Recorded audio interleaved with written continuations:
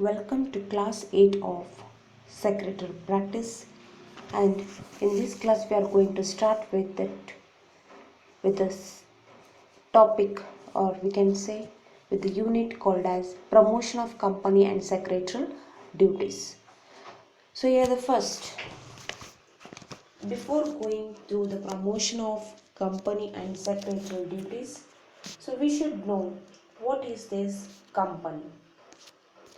So, in a simple word, company means commercial business. Company means where a group of individuals register under the Companies Act for the purpose of carrying out some legal business for profit or to promote art, science, charity, religion, etc. So, which means the goal may include the economic as well as non-economic. So economic means earning business, non-economic means promoting art, science, charity, religion, sports, entertainment, etc. So capital is invested by the large number of persons. So here the company is a group of individuals who are associated for the lawful purpose or a goal, and the goal includes both economic as well as non-economic objective of a business. Okay, so capital will be invested by many number of people. So in simple words, a company is voluntary association of persons for carrying some business and sharing profit therefrom. Okay, the next, so we have joint stock companies. So joint stock company will also take a meaning of company itself. Joint stock company can collect huge capital for business. The capital of company is divided into small number of divisible units for fixed amount. These units are known as shares. A person who purchases share is called as shareholder. Shareholder is a part, or he becomes the owner of company. The ownership of company is with the shareholders, while its day-to-day administration is in the hands of directors who are going to be elected as a representatives of the shareholders. So as we know, shareholders are scattered in different places. They cannot take an active part in the day-to-day administration of the company. So they elect the representatives called as board of directors or the directors. So who are collectively known as board of directors. So the portion of profit of a company distributed among the shareholders as a dividend. Okay, so there is something called existing company. A company formed and registered under any of the previous company law is called as existing company. Okay, the next we'll move to the definition of joint stock company. So Professor H.L. Haney says that a joint stock company is a voluntary association of individuals for profit having its capital divided into transferable shares, the ownership of which is the condition of membership. So the above definition reveals that some of the most important feature of company. Thus, to conclude, we can say that a joint stock company is an incorporated association which is an artificial person created by law, having a separate name, a separate entity or legal entity, and perpetual succession. The liability of its member is very limited, and the joint stock company may have the common seal. So we look into the features of joint stock company. So first is voluntary association of person. What is this voluntary association of person? So voluntary association of person, which mean a joint stock company is a voluntary association. The membership of company is open to all. Okay. So the public company, there is no limit for membership, but in private company the membership at or the members are limited to 50. So here joint stock company is a public company. So the persons at his own wish can become or leave the membership of the company subject to the provisions of articles of association. And as we know that this articles of association is nothing but which is a document which describes the rules relating to the internal management of company. The next is incorporated association. So incorporated association means it is a registered legal entity or a company which is created only when it is registered under the Companies Act, and it is compulsory in Indian company or company in India, so come into existence from the date that is mentioned in the certificate of incorporation. To get registered for banking, we should have minimum 10 members, and for business we should have more than 20, otherwise it will be treated as illegal association. Okay, so which means here a joint stock company is an association of person formed and registered under Companies Act. So only after getting registration you are going to say that your company is formed. So registration or incorporation is compulsory here. An association that obtains the status of joint stock company only after the registration under the Companies Act. And they have also said that for registration you should have some requirements, right? So in order to get your banking business registered you should have 10 members in, or you should have, if you are going to start a business then you should have more than 20, otherwise it will be treated as illegal or illegal association. The next is separate legal entity. So what is this separate legal entity? Company has an independent legal status, so which is different from its members, right? Suppose the creditors wants to recover their money. They recover from the company and its property and not from the individuals. So separate legal entity means here it enjoys a separate legal status. Its existence is different from its members and directors. The members are the owners and are liable in limited way. So for the acts of their company and are conformed with the rights and duties. So whatever my part of taking loss, I am going to take it. So more than that, I am not going to take, right? So the next is artificial person. So why this company is treated as artificial person?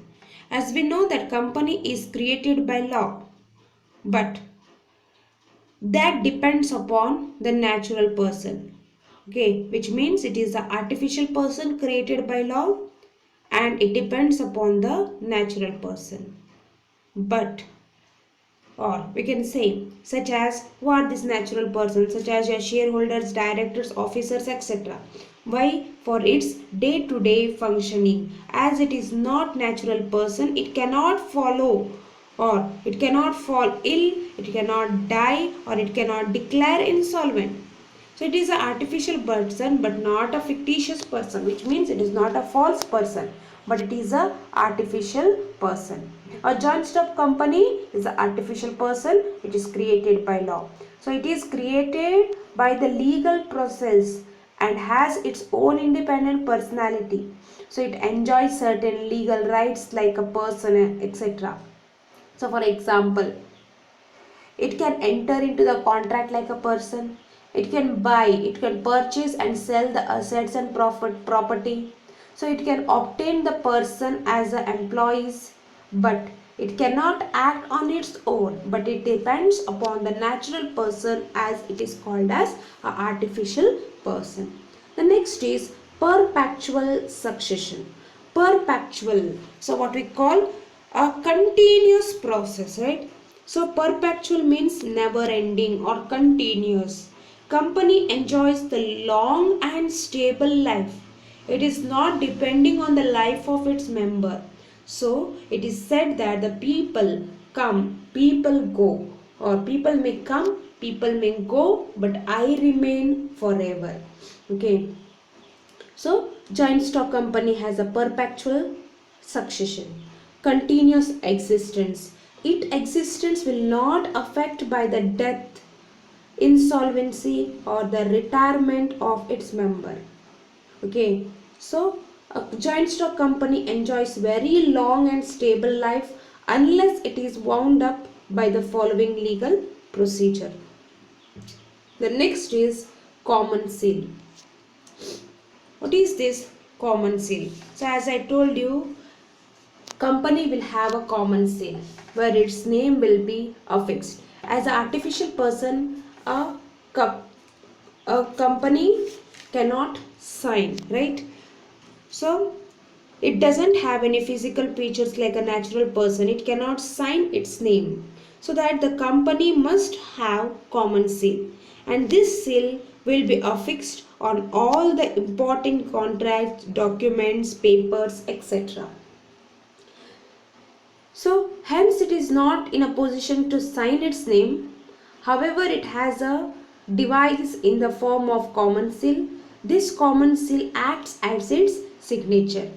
So as I told you, it is affixed in important documents, contracts and company. Usually two directors and the secretary sign the documents as a witness after a seal is affixed. The next is limited liability. So what is this limited liability? Liability of its members are limited. The liability of members depends upon the face value of share which is held by them. Okay. So it is limited up to the unpaid part of the face value of shares held by the shareholders. So shareholder is liable to pay only the unpaid amount on his share.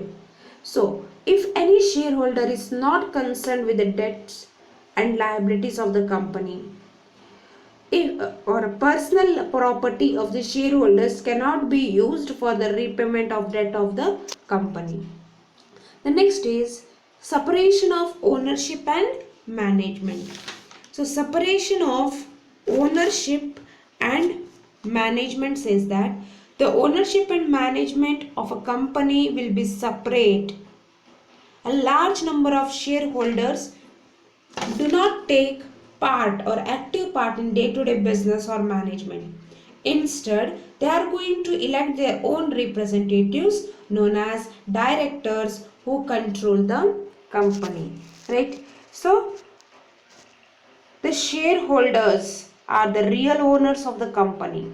However, they are not able to manage the day-to-day activities of business affairs because they are in large number, they are scattered in different places, they keep changing because the shares are transferable. So they elect the board of directors to look after their management of the company. All policy decisions are taken by the board of directors. The next is transferability of share. So what is this transferability of shares? You are going to transfer the shares. Shares are able to transfer. Shares of the company can be transferred from one person to another person. To this right is given by the Company Act. So the shares of the public company is freely transferable. A shares can sell or the shareholder can sell the shares as and when they are desired. So membership comes to an end once the shares are sold. Shares of private company are not freely transferable. The next is number of members. So as we know, number of members. So joint stock company is usually owned by large number of person. A private limited company must have minimum 2 members and maximum 200 VC. A public limited company must have minimum 20 members as and there is no limit for the maximum number of the company. Okay, so the next is capital. A joint stock company can raise a huge capital due to the large number of members. So huge amount of capital can be collected by whom? Collected by the company in the form of shares, debentures, bonds, public deposits, etc. So it can also obtain the loan from banks and financial institution. The next is government control. A joint stock company has to work under the government control and supervision. Registration is compulsory for all companies. A registered company must follow the regulation given in the company law. A company has to file a copy of statement of profit and loss, balance sheet and other financial statement with the registrar of the company. It has to maintain the proper books of accounts.